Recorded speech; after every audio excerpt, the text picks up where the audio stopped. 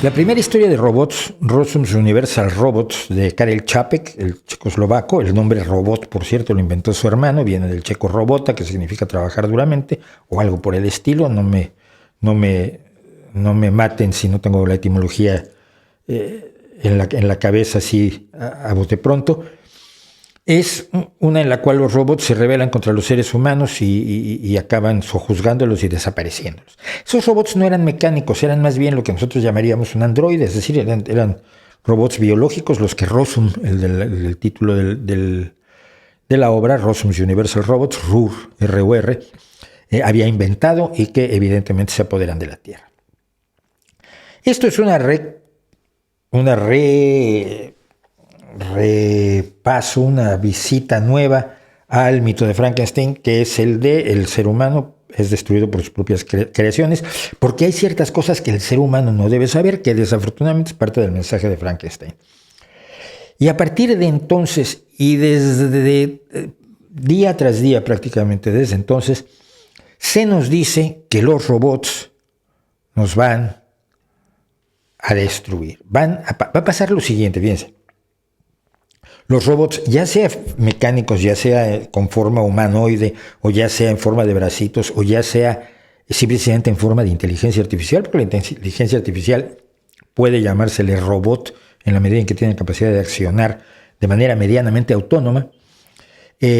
La inteligencia artificial, los robots, etcétera, van a pasar tres cosas que son espectaculares. Primero, van a adquirir conciencia. Segundo, la conciencia que adquieran les llevará a actuar de manera tal que se enfrenten al ser humano. Y tercero, tendrán la fuerza y el poder necesarios para aniquilar o sojuzgar al ser humano. Y hay gente muy inteligente como Stephen Hawking, que han expresado temor de esto. Y a mí me parece de una estupidez profundísima, y voy a explicar por qué. Primero que nada, todo ser vivo, hasta donde sabemos, desde una célula, desde un animal unicelular, está movido por necesidades. Necesita comer, necesita agua, necesita alejarse de un espacio, de una partícula venenosa, y los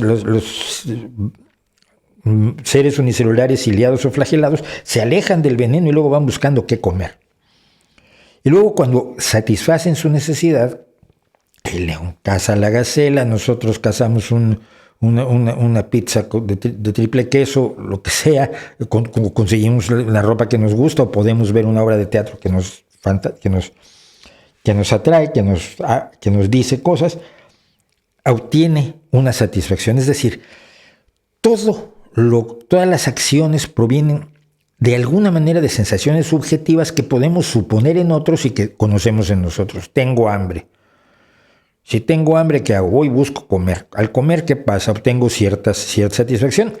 Y hay ya modos de medir esa satisfacción, la liberación de ciertos neurotransmisores que son generadores de eso que llamamos subjetivamente una sensación de placer, de satisfacción, de bienestar.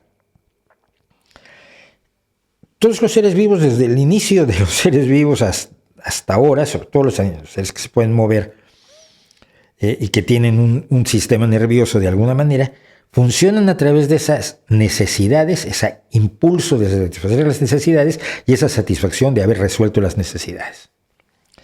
Y en ese proceso, unos primates determinados adquieren lo que llamamos conciencia, que así le llamamos porque igual le podríamos llamar de cualquier otra manera. Pero adquieren esta autoconciencia, esta conciencia de mí mismo y de que voy a morir y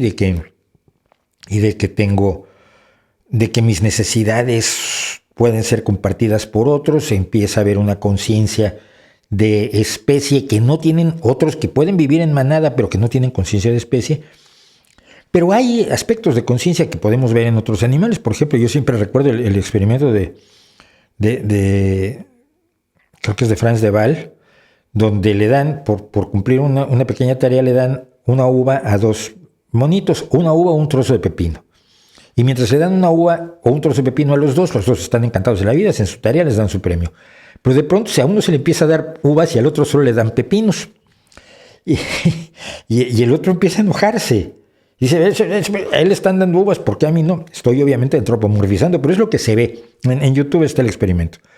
Y se empieza a cabrear y se cabrea enormemente aquel que dice, porque me estás dando pepino, que no me gusta tanto, y por hacer lo mismo a este le estás dando uvas. No, mira, decía Franz de Waal que ahí está el origen de los movimientos sociales en contra de la injusticia económica, y probablemente tenga razón. Pero ¿qué es lo que nos mueve? Por ejemplo, mueve a alguien que tenga la predisposición, yo creo que no todos la tenemos, que tenga la predisposición de dominar a sus iguales. Le da una satisfacción el poder, le da mayores satisfacciones a sus necesidades. Puede comer cosas más caras, más ricas, más complejas, puede vestir con vestidos más lujosos y de mayor coste, puede vivir en edificios mucho más bonitos que las chozas donde viven los aldeanos como yo, que están en el lodo y con un calzón de lino y una camisa malhechota. Es decir, la satisfacción del poder es también la satisfacción de un montón de cosas materiales que comporta el poder, independientemente de que el poder tenga también su valor.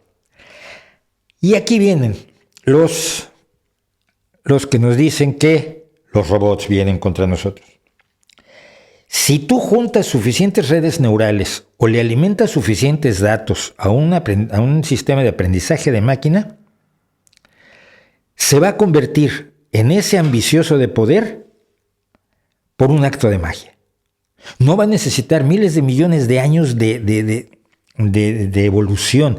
No va a necesitar tener previamente necesidades y un sistema nervioso capaz de percibir la subjetividad de la necesidad, el hambre, que también se puede medir químicamente en un ser vivo, o la satisfacción de la necesidad y la liberación de estas endorfinas, estos neurotransmisores que nos hacen sentirnos bien cuando comemos, cuando bebemos, cuando vemos algo que nos gusta, cuando tenemos sexo, etcétera, etcétera.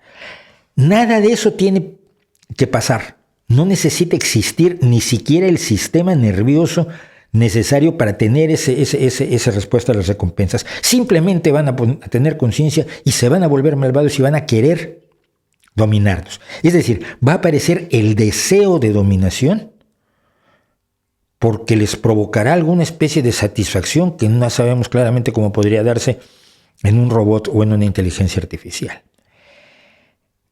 Esto es tan tremendamente especulativo y tan tremendamente irreal. Hace mucho tiempo se cree que si se juntaban suficientes redes neurales aparecería la inteligencia en los aparatos, y la gente que hacía inteligencia artificial antes y reunía montones de redes neurales físicas, de circuitos, y esperaba que en un momento dado se produjera la magia alquímica, mediante la cual lo inanimado se convertiría en un ser animado. Y pues se han dado de topes, por lo menos ya durante 50, 60 años. No hay nada en la realidad, en la lógica, en la historia de por qué somos como somos los animales. Probablemente no todos los seres vivos, luego lo pienso, sí, me van a empezar a decir, bueno, sí, pero las lianas a lo mejor no tienen necesidades ni neurotransmisores. Bueno, hablemos de los animales, así evitamos a los picajositos. Todo eso lo obvian. ¿Cómo puede ocurrir que crees un ser humano sin todas esas características y sin todo ese historial biológico, evolutivo, químico? Es prácticamente lo que temen estas personas, e incluyo desafortunadamente Stephen Hawking, o incluyo, bueno, gente como Elon Musk, pero bueno, Elon Musk también, sus alcances en la capacidad de análisis, pues tampoco son muy superiores a los del chimpancé promedio. Es como el golem. Ellos creen que si hacen algo que tenga más o menos forma humana o que parezca ser humano, como Alexa que te contesta cosas, y le metes una palabra mágica en la boca, se va a comportar como un ser humano. No hay ningún razonamiento lógico que nos lleve a pensar que vayan a comportarse como un ser humano. Como pretexto para la ciencia ficción es fenomenal. Es fantástico, sensacional, lo aplaudo completamente. Por supuesto, soy fan de toda la serie Yo, Robot de Asimov. Por supuesto, soy fan de Terminator y sobre todo de Sarah Connor. por supuesto que creo que la literatura de robots nos enseña cosas sobre nosotros mismos, pero hay que tener una capacidad mínima de separar la fantasía de la realidad de la complejidad humana que lleva a algunos a tener el interés de la dominación, el interés del poder, que lleva a algunos a la violencia, que lleva a algunos a la satisfacción de pulsiones o anhelos absolutamente perversos. Tiene una historia biológica, tiene una historia química, tiene una historia evolutiva, es resultado de cosas.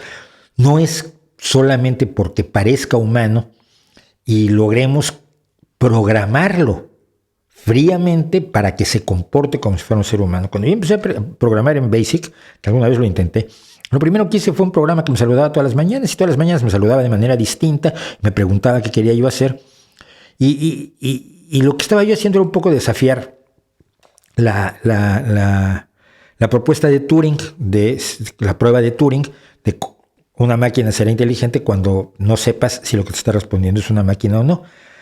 Ahora Alexa no sabe si te está respondiendo una máquina o no, pero ciertamente el sistema de Alexa no es inteligente, simplemente es complejo.